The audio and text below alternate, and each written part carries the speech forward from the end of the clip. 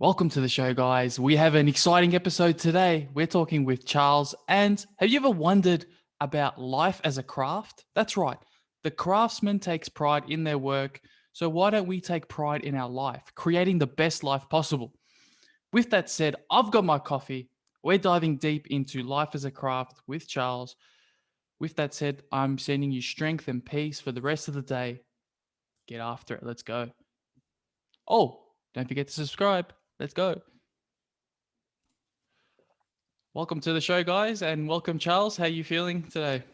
I'm very well, thank you so much. I'm over here on the other side of the world from you, Kristen, but I can see that we're both in good spirits, at least at the moment.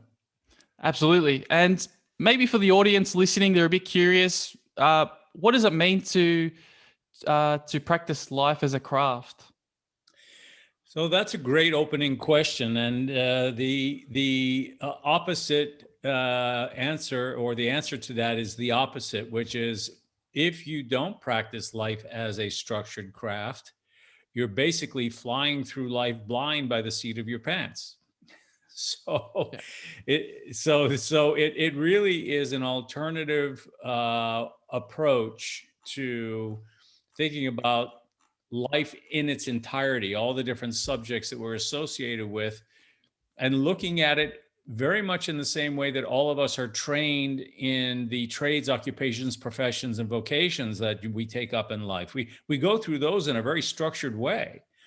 Yeah. There's a body of knowledge to learn. There's levels of proficiency. There's, excellence and improvement in one's technique, as you go through and you get more skilled and more skilled, and you see the development and the progress.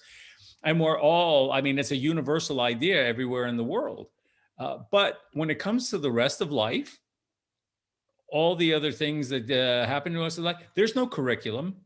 Yeah. There's nothing that's been put before us that says, now here's the entirety. The career component is one part of your entire life, but let's take that same structure, if you will, a framework, to the rest of the things in life. So life as a craft is basically saying to people, you know what this means, but most of us were never trained in this by our parents, or others coming up. And now maybe it's time for us to see that there is a framework out there that is available to us, and that we can organize our workbench to be something that we can useful, not have one project in your workbench at a time, and not have the world be so cluttered and so messy, if you will. Life does not have to be a terror. It can be a craft. Can be a craft. Okay.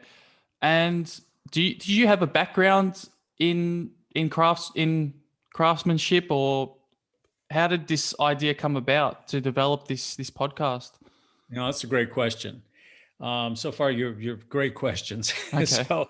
The idea, when you say a background in craftsmanship, I don't know that there is such a thing as a separate, distinct discipline that's different from anyone else. We all, believe it or not, have a background in craftsmanship, and I use craftsmanship as the it doesn't mean the gender craftsman. It is craft humanship, right? So craftsmanship is just a simple. And if you think of the word craftsmanship, it does not specifically define any particular trade, any particular occupation, any particular profession. What it does define is a state and a process of excellence of execution. So when you start to learn about craftsmanship, for many of us, our first entry into craftsmanship in a structured way is when we start moving into our apprenticeship years in our teens, and we now start moving into our higher education, which then takes us on to our trades, occupations, and professions. So,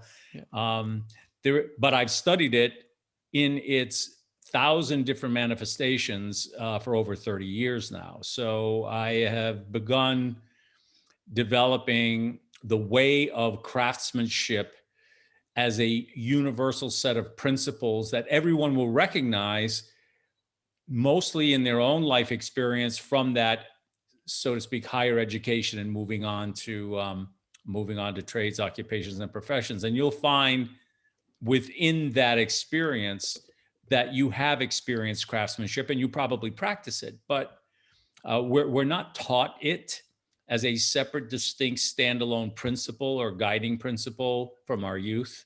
Yeah. And that's how I started it. The answer to your second part of your question is, one day I was confronted thinking about my young daughter, who would ask me some very adult questions at age 6. And I realized that I didn't really have a framework or a curriculum for teaching her life as a craft. And so that started me on a journey of thinking about what are the skills and what are the knowledge that she needs to learn beyond what she learns in school. Can I ask what those questions were, if you don't mind? Or yes, she came up to me in the kitchen one day, Christian, and she said, "Dad," 6 years old now. So, Dad, what's life all about, and what's my purpose? And I'm looking down, and she's down here somewhere, and I'm 6'1" standing above her, and I'm going, "My dear child, where did you come up with that question?" Wow. And I said, "Well, like Mickey Mouse says something." And she said, "Dad, I'm not a kid. Don't tell me, Mickey Mouse says da da da." And I realized, goodness sake, she was serious. She was asking a real question. I don't know where she got it, but she knew what she was asking. So that was the moment, and I think every parent hits that doorway somewhere along the line when their little one asks a real question and you realize, gosh, their mind is awake.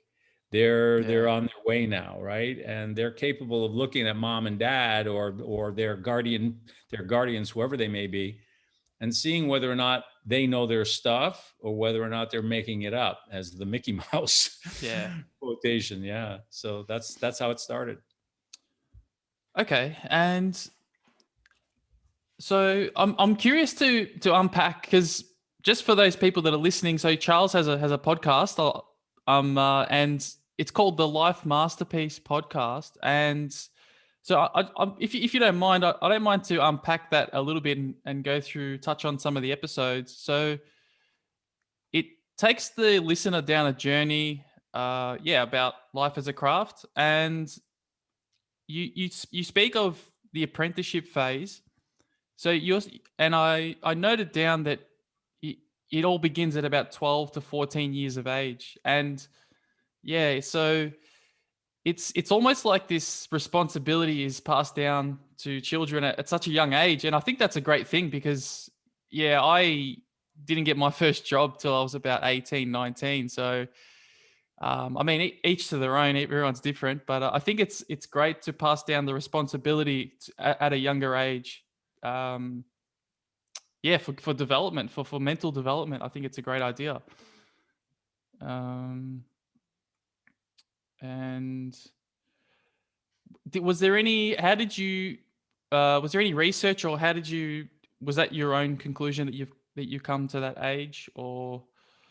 Yes, great. So good. So we can take that element. So as you described to the listeners, what I call a podcast is more of an audio presentation of a series of writings that I'm presenting. As you've listened to them, you realize I'm not interviewing anyone or so forth. The episodes in the podcast are really designed as if I were giving not an instruction, but an oral lesson to a younger child, right? And I don't mean that and you've heard them. They're not childlike. They're just explanations, oral explanations of the master ideas.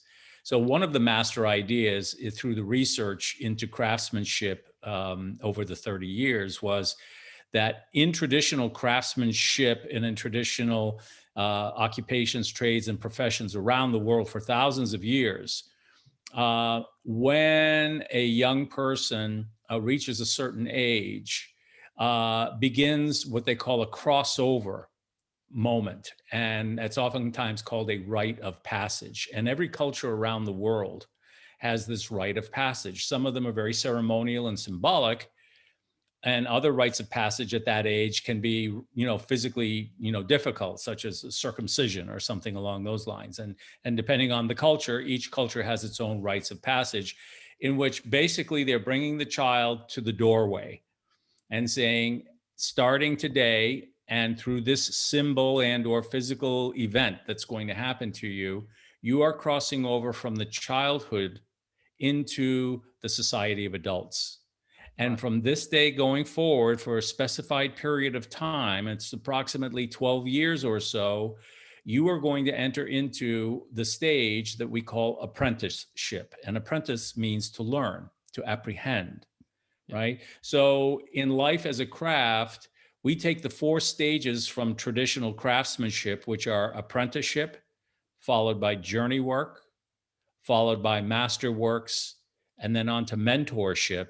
We take those 4 phases in traditional craftsmanship, which you will find almost stated exactly the same way in so many trades, including our schools. Think about it. You go in as a freshman, a sophomore, a junior, a senior, right? Those stages exist in all of our formalized trainings. Well, if we were to take all of life from age 12, 14 to age 65, 85 and beyond, we can break life into those 4 phases of apprenticeship, journey work, masterworks, and mentorship, and look at life then as this ongoing continuum that has purpose and meaning at each of those stages for the rest of our lives, as opposed to our lives being, you're just sitting there waiting for something to happen. No, that's not it. In craftsmanship, you are fulfilling a journey that's already set before you. Wow, that's yeah, that's deep. That's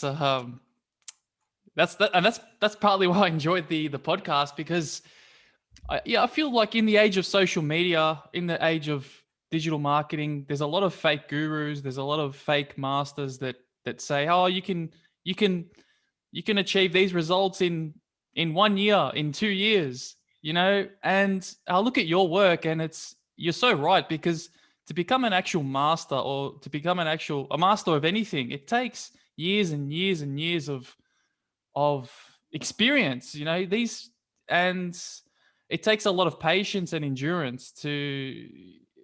I think society is missing that part of, putting that work in, day out, and it's a long haul. It's not easy. No, and making a masterpiece never is. Yeah. Making a masterpiece is not designed to be easy. Mm. Making a masterpiece is the result of time and focused energy well spent in learning and practicing to improve and acquire the skills necessary to produce the end product, whatever it is, whether it's a law or a book or a pot or a computer program. I mean, all of these things require observation, study, practice, and improvement. And this takes place over a period of time. And everyone listening to this podcast, including you, I mean, I've looked at the work that you have done in your own craft work. I've seen the credentials that you've acquired from different places, from your learnings and your trainings. I've listened to some of your podcasts about meditation and flow, which actually is very craftsmanship oriented, by the way, that particular episode. And you did not do that overnight. No. Nor did you acquire the skills of being a podcast host overnight. So when we acquire skills through commitment to achieving a level of excellence in something, and usually we're drawn to it for one reason or another, right? That's purpose. We're drawn to it. And we can have many trades over our lifetime.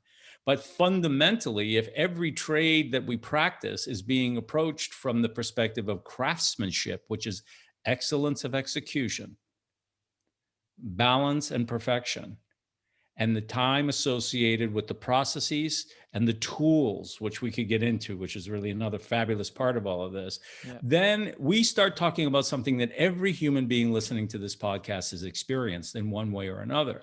So then it turns to your point, which says, then why are we listening to this great myth that's being perpetrated on everyone? by the internet and social media of all these people trying to be nothing else but they're fakes. They're not good craftsmen. It's an imitation.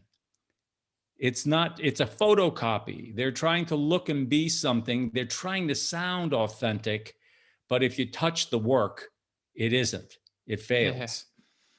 Yeah. Yeah, absolutely. And I wanted to touch into the journey work phase, and this is I believe it's the second phase. The second phase in life is a craft. That's right. Yeah. I'm guessing I'm in this phase at the moment. So this is probably 25 to 45, somewhere in there. I'm 30 years old. So okay, you're right in the middle of it. I'm in the middle of it. And this is an interesting phase. So and I appreciate you speak of endurance and it requires a lot of almost grit. Because, it does. Grit, yeah. It's a good word. Yeah. That's a great word. So journey work in traditional craftsmanship, and I keep coming back to the way of craftsmanship because the entire work that I've done, Life as a Craft, and the place where I'm putting the work out now to the world in the Life Masterpiece Journal, which we can talk about later, that folks can go there and get some of that information, is all based on 30 years worth of study and refinement of the actual way that our trades, occupations, and professions are structured and have been practiced for thousands of years around the world. So none of this is made up. This is actually, and so when I start talking about these phases, or I start talking about the 5 elements, which is the curriculum to study, all of this, if people will listen and relate to something in their own lives, I am very confident that they will probably recognize this in their own trade or profession or whatever it is that they have committed to study. Not something that they did on the weekend, but I'm talking about something that they had to commit to and spend time to study. So that phase 2 journey work in the world of traditional craftsmanship takes place after formal apprenticeship has been completed. So when you would go into a trade, occupation, or profession, the master craftsmen and women who would be training you would be constantly testing you for proficiency and knowledge in the materials of the craft that you've chosen, the processes associated with creating the end, let's say, objects or work product. It didn't have to be physical. It could be, a mind product, a craft. And then your use and knowledge and application of the tools of the craft. So this would take place in most trades occupations over approximately a 7-year period, right? But the apprenticeship period in our life starts at age 12, 14 and goes on till we complete our higher education somewhere in the early 20s. Then what happens in traditional craft traditions around the world is the apprentice is released into the world and is given the name journeyman or journeywoman. And think of the word journey, right? And it's coming from actually jour, the French word for day. So journeyman or journeywoman phase in the craft of life is the day work you will now perform as you step out into the world to earn your living through the application of your skills in your trade, right? That which you have learned during your apprenticeship. And you are what we would call a trained craftsman or craftswoman, but you are not as yet a distinguished craftsman or craftswoman because you have not applied your skills in the marketplace and earned your way in your living. So this next 20 years, 25 to 45, that second phase in life as a craft is you've got the backpack on, you've got the tool belt, and you're going out into the world. And you've got the heat of the sun on your back. And as you're going and you're trying to make your way and make your name and apply your skills and earn your living, chances are pretty good that you're also, this is the time when you'll start your own family. For many people, it's sometime during that period. Children will start coming along. A home will start being established, which needs to be managed in a good way, just like a master's workshop is properly managed. So this journey work phase of 20 years has an extraordinary amount. And that's why it takes strength and endurance. And it's no wonder that we're at our strongest physically and mentally during that 25 to 45 period, that 20-year period, because you need that strength. You're in the ring, right? You're in the ring boxing for that 20 years. Wow. And I want to just focus in on one point that you mentioned about not burning yourself out. And I think that's such a crucial thing, because I've been a victim of this, maybe burning the candle at both ends, and trying to really want to accomplish all these things. But then I kind of sit back and say, hey, life's not a race. Life is more of a marathon. It's about pacing yourself. It's about really, and sometimes I think it's even about enjoying life. It's about sitting back and just appreciating smelling the roses, and yeah. Maybe you can touch on that area of burnout, because I feel like it's such a common thing we see in today's society. People are just wanting to achieve more and more and more, but it's yeah. So in the world of traditional craftsmanship, in the journey work phase, it was a very common, and still is today, in many countries, and journeymen and journeywomen in different countries actually wear special uniforms that signify what trade they are and that they're in their journey work. And they carry a journeyman or journeywoman's journal in which it's stamped from the places that they go work. It's like a resume. Yeah. And one of the key elements they're taught during the journey work phase is the idea of self-reliance and interdependence. And this is very interesting. Self-reliance is depending on one's own skills and capability, but interdependence is the idea of holding one another up in a camaraderie. Now, they understood, and they still understand today in those trades and crafts that teach this, that this period of time is designed for pacing because it requires a significant amount of energy. You need to endure the encounter. And to endure the encounter, you need to not only build strength for the encounter, but then only release your energy as needed in order to get through that encounter, right? If you release the energy too much or too hard or too fast, if you're up on a roof and you're a roofer as your trade, you're going to fall off, right? Because you've overextended yourself. In today's world, there is this myth that has been perpetrated on the world's population, and especially the younger generation, that fast is good. Yeah. Get to the top before anyone else. Become a rock star. Stand alone. And here's exactly what happens to that. That's just like dang, I can use a lot of metaphors, but here's basically what happens. You look at those individuals who try to be the global entrepreneur. They try to be the perfect, health fit body, or, the social media followers, whatever the case may be. They may achieve that pinnacle that they were looking for, but once they hit that pinnacle, they stall. Yeah. All of a sudden, it's like, now where to go, what's around, wait a minute, where's everybody else? So now what do I do now? They never were taught from the early first stages that get to that pinnacle, but do it in a balanced way as you move up through, because when you get there, guess what? There's going to be a whole lot of other friends with you.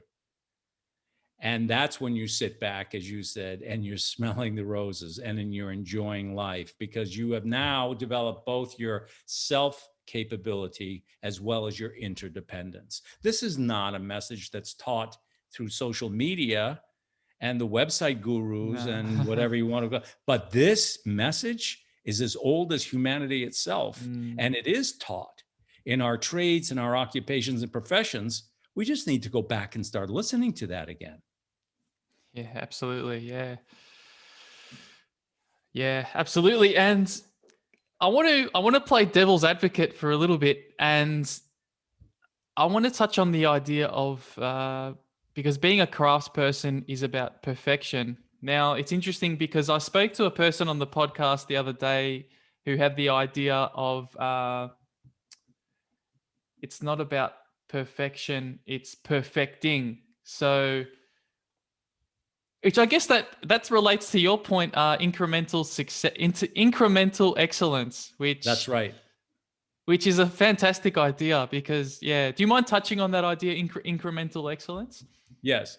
So incremental excellence is a uh, let's tell a story. Let's go to the Far East. Let's go to Japan. And there, a craftsman or craftswoman is known as a shokunin. And the highest level of craftsmanship, which they say takes 30,000 hours to attain, one achieves the title of takumi, right? And so, did you listen to the Way of Craftsmanship episode where I took you around the world to the different crafts locations? I remember hearing about the 30,000 hours. Okay. So there's a word that has come into the common business lexicon around the world, and the word is called Kaizen. And Kaizen, if for your audience to be familiar, simply means small incremental improvements. And the idea behind it is that when the craftsman or craftswoman would go every day in the morning out to their trade, they had only one idea in mind. When practicing their trade, they would come away from the day's work completely satisfied if they had just improved one small area of the trade that day. Yeah. It could have been a move to the left, it could have been a little move to the right, but they didn't have to shoot off rockets for the day in order to be able, oh, we had $1 million day and whatever. They were totally satisfied by small incremental improvements. That is the idea behind balance and perfection. So when you say perfection, it doesn't mean you become perfect. It means you are pursuing incremental excellence. Yeah. So it's a pursuit. Yeah. And it's understood that all the days of your life, there will be incremental excellence. That to achieve perfection meant you gave up. No, it's perfect. No, we can produce in our craft, our trade work, whatever our trade is, we can produce good quality works every day and present those works to the world for their use and encounter and consumption. And those works, we can consider them to be good quality works. That's the nature of craftsmanship, to produce good quality works, right? Works that speak for themselves. And we do that all the time. We don't say that they're perfect. We don't have to say they're perfect. We can say they are of quality workmanship, right? Yes. And that quality workmanship can be the way that you treat your children, the way that you have moved as a colleague through an office, the way that you do something at your workbench in the factory or in the field. That is the ultimate day-to-day work of doing this. However, in the continuation of your life, you're always pursuing those small incremental improvements, right? So it is this idea that your work can be and is good and can be presented to the world as good if you followed craftsmanship, right? Yeah. But your life is something, as well as your work, that you'll always sit back and look at it when you're having that little cigar or drink or tea at the end of the day. And you can say, I think I could do this or I could do that. And when your mind is thinking about it, you are pursuing craftsmanship at that moment because you're always seeing something new. Yeah. And you touched on also anxiety and mental health, which I think is such an important thing in today's world. Yeah, maybe if you could shed some light on the aspect of mental health, because the constant pressure can also have a toll on the individual as well. Yeah, that goes to your burnout question. Yeah. That's exactly what ends up happening, is that you exhaust the resource. So if we step back and look at the human being, so when we get into life as a craft and we start looking and thinking about life as a craft, something to be learned in its entirety, and that there is a structure to it, we then come to the realization that our ultimate goal is making a masterpiece of our own life, and that we are the craftsman or the craftswoman of our own life. So if you're going to go to work on your own life and crafting it as a masterpiece over the 4 phases of your life, then you must acquire the skills and practice and use the correct tools and the correct amount of pressure, not too much, not too little.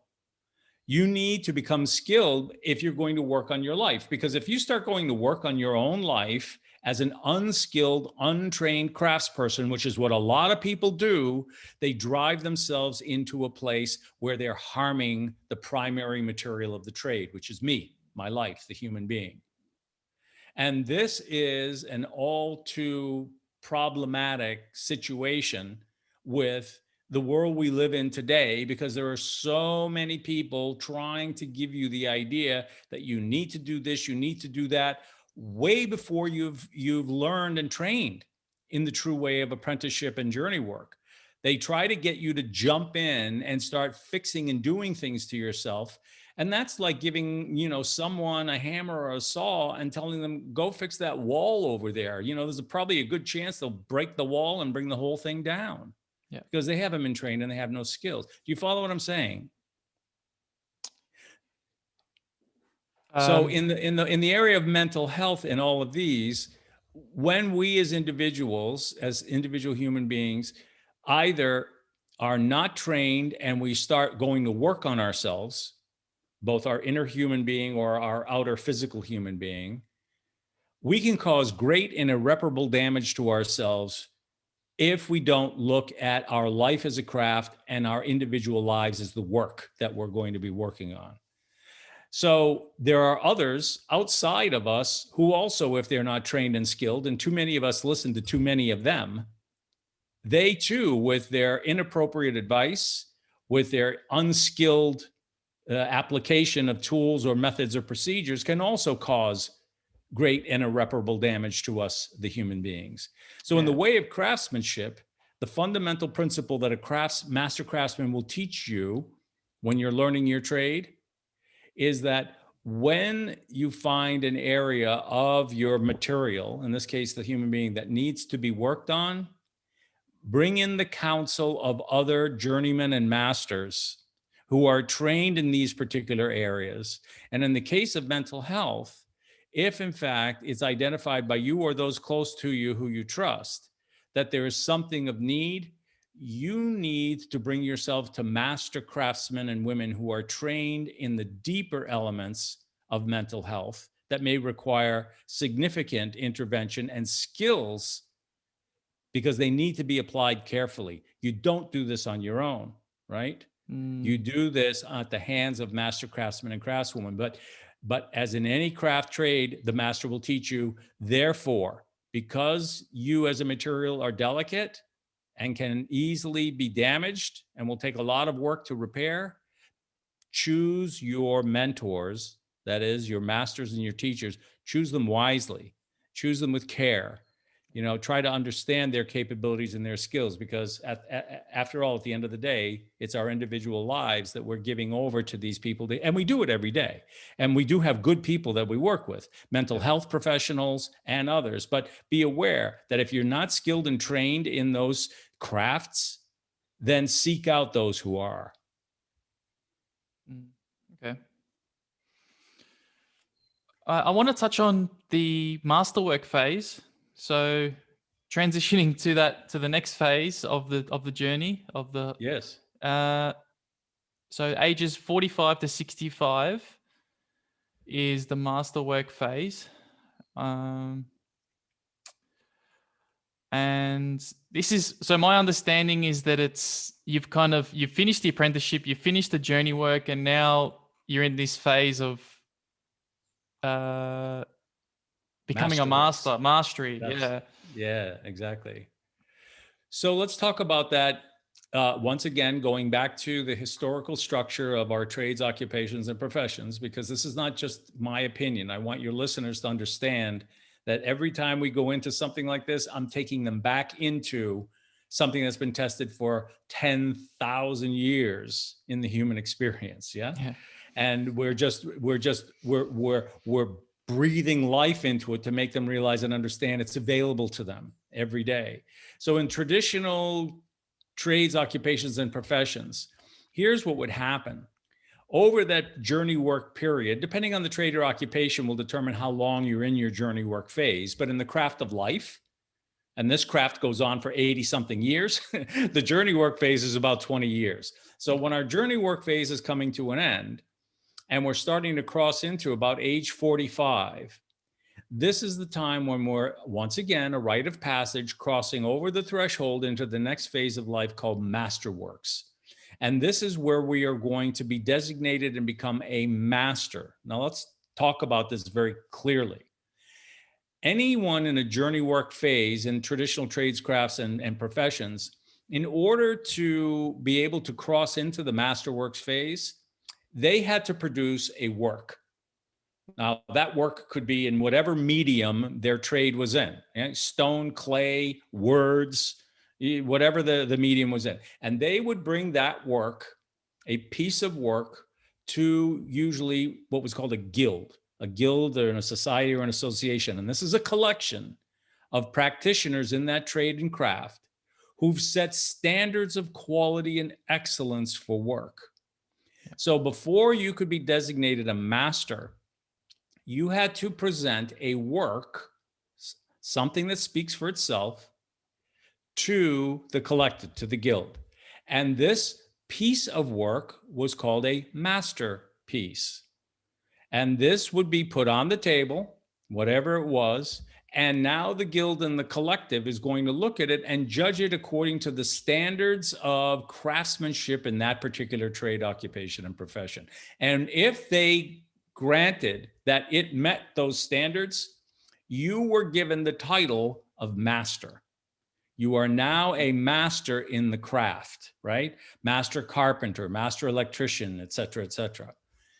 Now, once you became a master in many trades, occupations, and professions, this was the period in time, only period in time, in which you could be legally granted the right to open your own workshop. So prior to that, you couldn't open your own workshop, right? Okay. So you had to, one, present that you were capable and a master in the trade and the craft. And secondly, if you then said, I want to go about opening my own workshop, you then had to train in another area, which was how to operate and run a successful workshop as a viable commercial enterprise. So there was now a level of training that you had to go through during this period in order to be able to open the workshop and have apprentices and journeymen and women working in that workshop. So that's the tradition. In the craft of life, as we move into the masterworks phase over that 20 years, if you think about, for most of us, this ends up being the period of time where we're probably now highly skilled in our trade, occupation, and profession, right? And we're starting to really hum. This is probably the peak earning period in our life, that 45 to 65 period. But there's a lot of other things that start coming along during that period. And one of them in our modern time is called a midlife crisis. Okay. Right? And sometime during that phase, it's not unusual or unheard of for a man or a woman at this particular phase in life to start having a bit of a conflict. That is, that their spirit and their internal human being and their external and outer human being have gone through changes whereby there's now something in conflict. They're not flowing in the same time, in the same place together. They're out of sync. Yes. And in the way of craftsmanship, it teaches us that craftsmanship at its moment of art is what today we call flow. Right. And that flow is that moment when everything is in sync, everything is running together. So during this 20-year period, the idea behind this is, as you heard in the episode, is to open the eyes to men and women listening to this podcast that this is the time period when the individual begins a particular work not only their masterpieces in their trade, occupation, and professions, but they begin the development of an artifact that's called the Master's Journal. And the Master's Journal becomes the center of the Masterworks phase for this period of our 20-year lifespan. And the Master's Journal has a very particular function that needs to be accomplished during this 20-year period. This is the place where that craftsman or craftswoman, now in their Masterworks phase, starts to record the primary principles, practices, methods, procedures, rules, guidelines of things that need to be left to the next generation that they have learned and perfected during their work time. And that's why it's roughly a 20-year period, because as they're producing masterworks during this 20-year period, they also must be thinking about, what am I going to leave behind, right? And that's why it's important that they start this Master's Journal during this particular period. And so that's what we talk about in that episode, is how to think about, if you are in the Masterworks phase of life, 45 to 65, start thinking about creating and beginning your Master's Journal. And I'll let people go there and listen to that episode to understand the guidelines associated with that. Okay. And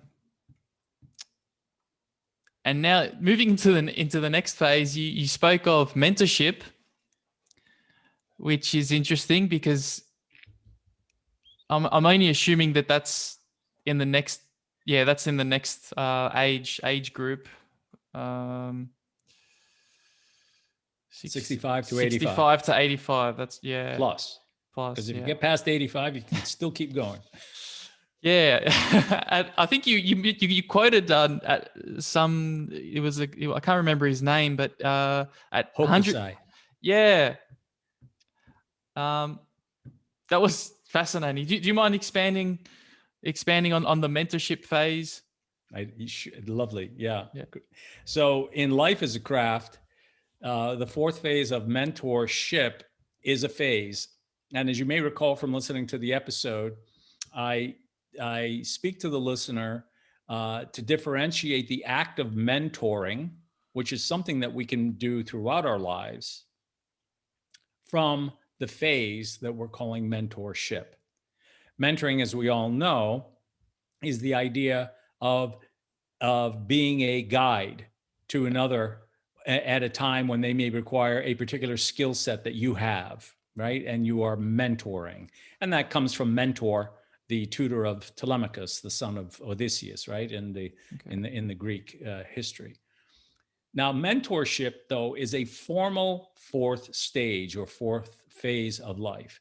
And that says to all of us, when we arrive at this new threshold for crossing over, there is around the world, and has been for thousands and thousands of years in human history, a rite of passage that they call eldership. You are now you're moving from the mastery phase, masterworks, to becoming an elder. And the elders were highly respected individuals in our villages, in our tribes, in our nations and clans from time immemorial. And what we were taught as human beings, and still to this day exists all over the world. If you go to places in Asia and whatnot, I mean, the reverence for the elders in the family is still extremely strong. Wow. In fact, there are many laws which, if you even talk back to an elder, you can go to jail, right? Wow. So, but when being given this rite of passage to eldership, they were also being given not just respect and honor, but a new responsibility that they had to take up for the next remaining period, the final phase, eldership. And the idea was to be mentors as an entire phase of their life, mentorship. So what I captured and put into that podcast episode around mentorship was just like in Masterworks phase, where you begin and you create your Master's Journal as a key goal or objective of that phase in your life. Now in this fourth phase of your life, mentorship, which I am in now, the key goal at the center of that 20+ year period is to begin to gather together a specific collection of artifacts, including your master's journal, and determine which of these artifacts and teachings are going to be packaged together and left as a final work, a singular final work to the next generation coming along when you now pass on to the other side, right?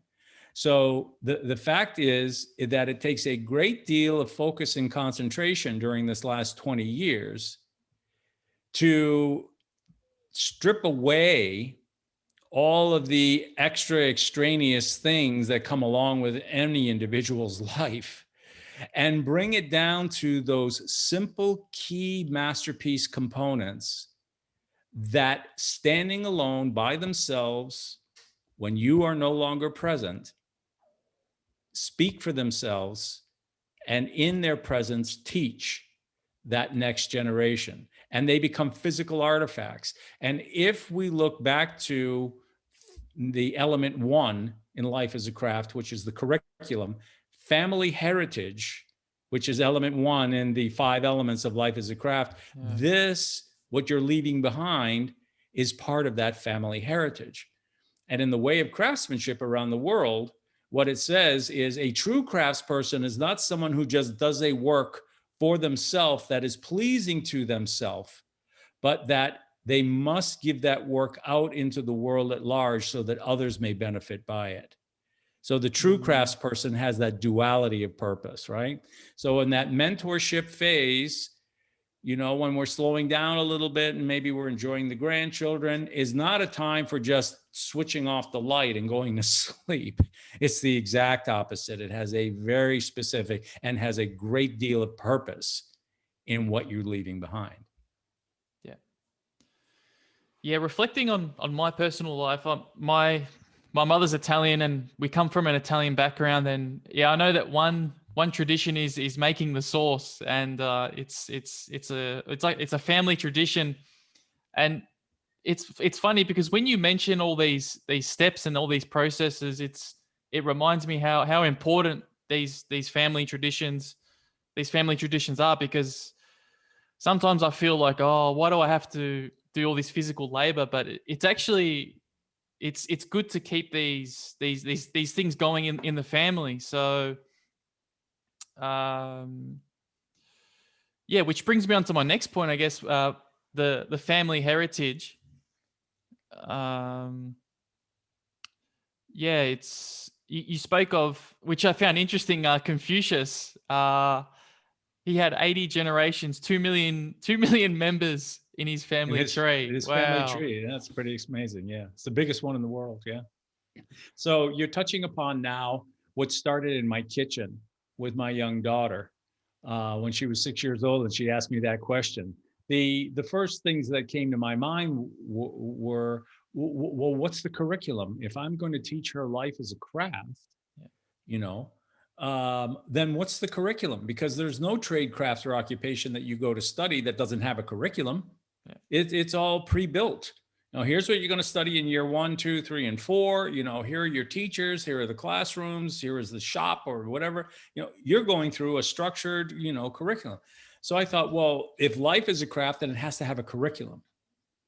So that's what started that particular journey, in which I looked at all the different subjects and topics that she's not learning in school and she's not learning anecdotally from mom and dad.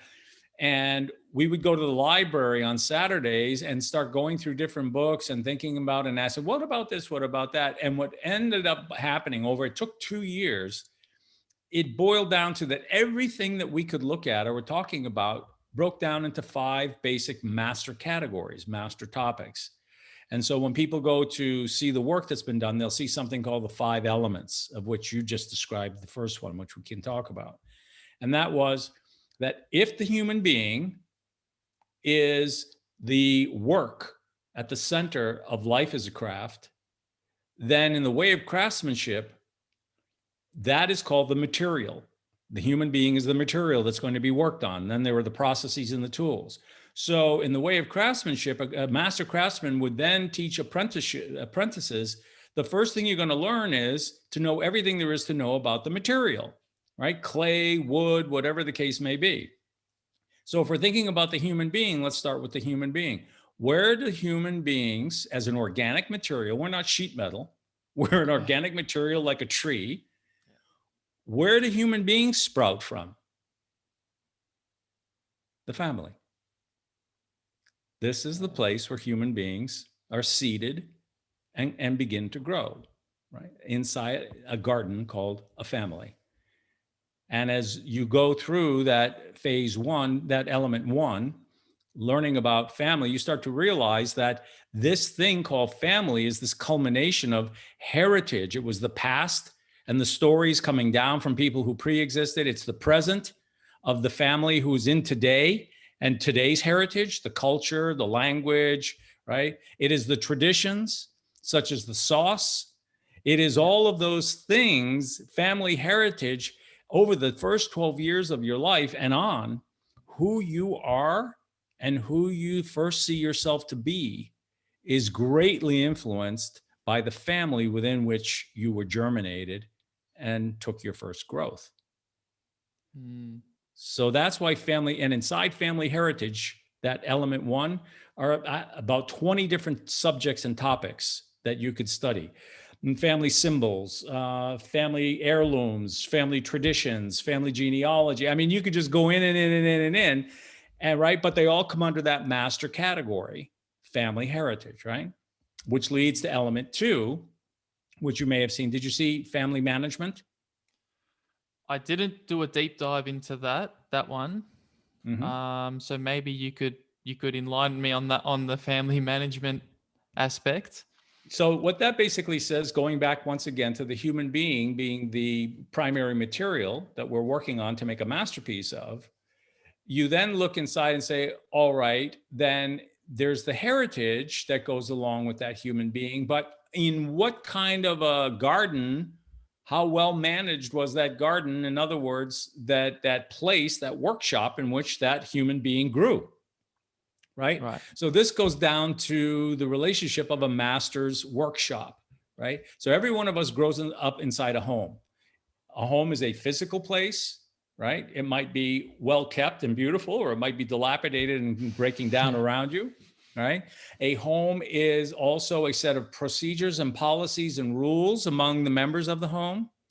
A home is all of these elemental components, and the management of that home by the two top managers or one top managers, if it's a single parent home, is entirely the focus of family management. Because if the managers don't have skills to run a well-organized, smooth workshop, the apprentices and journeymen and journeywomen growing up there are going to have a difficult time.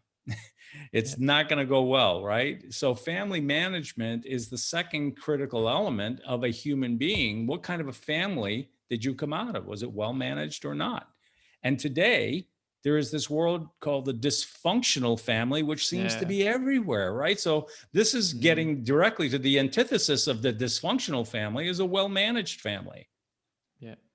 So element two takes the listener into understanding what are the skills and the processes and procedures that good family management teaches us and that we can learn, so that as we become parents during our journey work years, we can run a well-managed home just like a master runs a well-managed workshop. Yep. Okay, leading into the next point, which was the family and personal finance, which is such a crucial element to, I guess, my understanding was you're leaving, I guess, a financial foundation for your children, or if that is possible, and that for sure, the central idea behind that is that there are an enormous number of households that, while they may try to teach their heritage and pass that along, while they may try to be skilled managers and run a good household from policies and love and other things, that they may be woefully ineffective in the management of money and finance that ultimately ensures the well-being of those members of that family. And it's become an overly complicated issue. And that is why when we looked at, all the things that go on in life that you want to teach your children going forward, there was an enormous body of work that we were running against that talked about the catastrophe and the calamity of mismanaged finance. And it was one of the number one causes of divorce and separation of families was this financial issue. Yeah. And in the way of craftsmanship, everything has to do with the idea that any subject or topic can be learned, then practiced, and then incrementally improved over time so that you can be proficient in that capability, right? So why wouldn't family and personal finance and the way that that is put together in a home be just the same? And so we now today see all kinds of, teachers and mentors out there on the internet, giving advice and training and services and so forth and so on, with regard to managing money and whatnot. And everyone has to choose their own mentors, right? Everyone has to choose their own teachers. But the reason why there are so many of them is because it's such a big and important need. And that if people don't have the skills and good processes for family and personal finance, it can have a significant effect on the individuals who are growing up in that household and the way that they will go forward, into their journey working for the rest of their lives and making a masterpiece of their life, because they may have not so good experiences in that regard. And they may have to go back and do a lot of learning and repair work to take care of themselves, right? And not keep coming back to mom and dad for money for the rest of their lives, or, other kinds of things. You know what I'm saying? So, I mean, it's a critical skill, and that's what that third important element is all about. Yeah. Okay. And I believe the next element human being? It is. It is. So my understanding, this was more of a spiritual or a mental dialogue in this part. Well, so what it basically, it's both. It's all of those. It's both intangible and tangible. It's both the inner human being and the outer human being. Going back once again to the fundamental theme of what we're talking about here.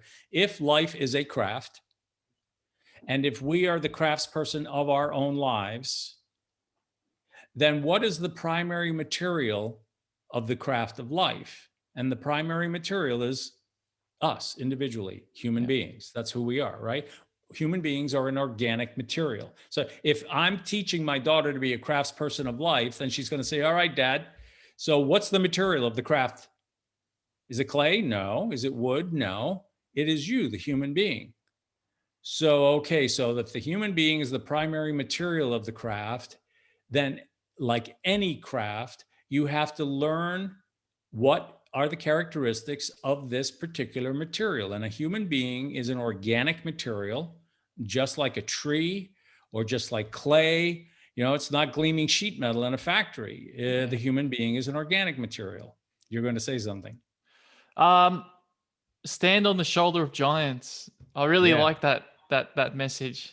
Yeah. Yeah.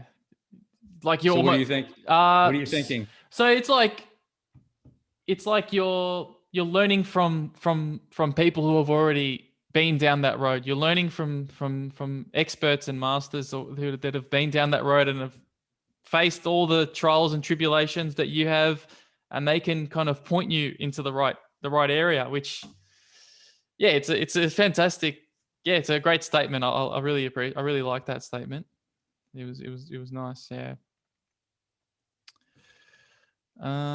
Okay, so tools for living. Yes. So what does any craftsman or craftswoman use? Tools. Yeah. Right. And in traditional trades, crafts, and occupations and professions, tools are different things.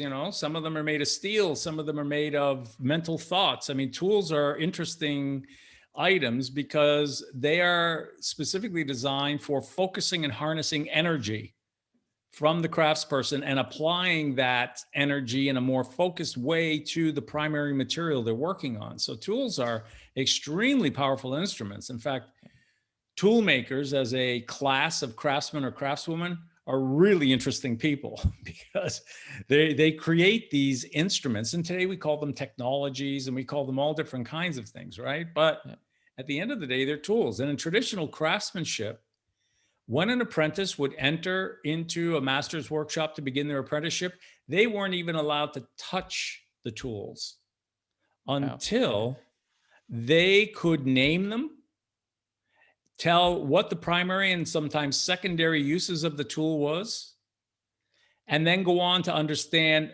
how the tool functioned. And then the next thing they were allowed to do was then to clean, care, and put away the tools of the journeymen and women in the workshop before they could still even apply the tool to the primary material. So what it does is it teaches us the fact that everybody who's running out there today and listening to the internet and just grabbing stuff and putting it into themselves inside or outside or whatever, you run the risk of not being skilled with those tools and doing damage to yourself or others because you've never trained to use them and you don't know what they are ultimately designed to do.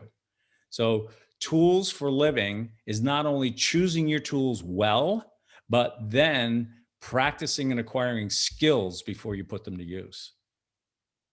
Yeah. Okay. Yeah. I just want to, I'm kind of a bit lost for words, but look, I just want to thank you, for putting this podcast, these episodes out into the world. And as I said, I recommend for people listening to go check out the Life Masterpiece podcast. It's a great listen. There's a lot of information that you can take out of it.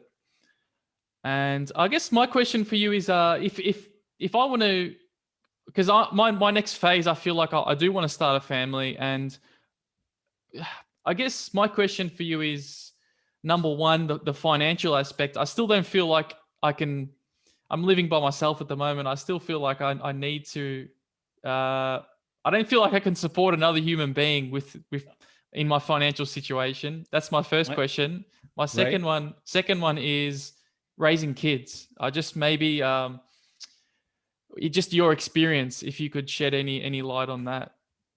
Well, I think the questions you're starting to ask now are the types of questions that now start taking us down into, in a deeper level, either one of the 5 elements of life as a craft, or a little deeper into one of the particular phases of which you are in the journey work phase. And I think if you want to explore the topics, you just went down into personal and family finance, and you were talking about kids, which is raising those kids. And a lot of it will have to do with heritage and family management. You're now getting into what we'll call the subtopics within those larger 5 categories. And my recommendation would be that you could listen to the specific episode that has to deal with, let's say, personal and family finance, and listen very carefully for some of the topics that it talks about that you will learn within that category. And then, if you like, book another podcast episode, and together we'll go into just that particular area by itself. And that may cause you to then want to bring on additional experts, master craftsmen and craftswomen in those particular feature areas, who can then take all of us to the next level. Wow. Okay. Fantastic. All right. Well, I think I might end the conversation there. There's still a lot to kind of go unpack. I feel like there's still a lot to learn, but we've kind of covered the surface, I feel like, of all these areas. So yeah, that was the big picture for sure. That was a big picture podcast. So how can people find you? How can people reach out to you if they want to connect with you? Yeah. So the Master's Journal and the work that I'm now doing to put all of that in my last phase of life is at the Life Masterpiece Journal, is the place where I'm starting to deposit that work. And people can find that going to mylifemasterpiece.com, and that will flip them over to a platform called Medium, where I'm publishing all of that content. And the audio files, the audio articles that you listen to are also there and available. But then I recommend, because I don't do one-on-one mentoring, I don't have a practice, a life coach, or I'm not any of those things. The way that people can learn more is that they have to do it through a podcast host. So that would mean they have to come to you and say they're interested in something in particular, whereby then you and I would come together and talk about it. Because that's the way I've decided I'm going to release the information to the world. Wow. Okay, cool. All right, guys. Well, thanks for listening to this episode, and I hope you learned a few things, and I'll see you next time. Thank you. Thanks, Christian.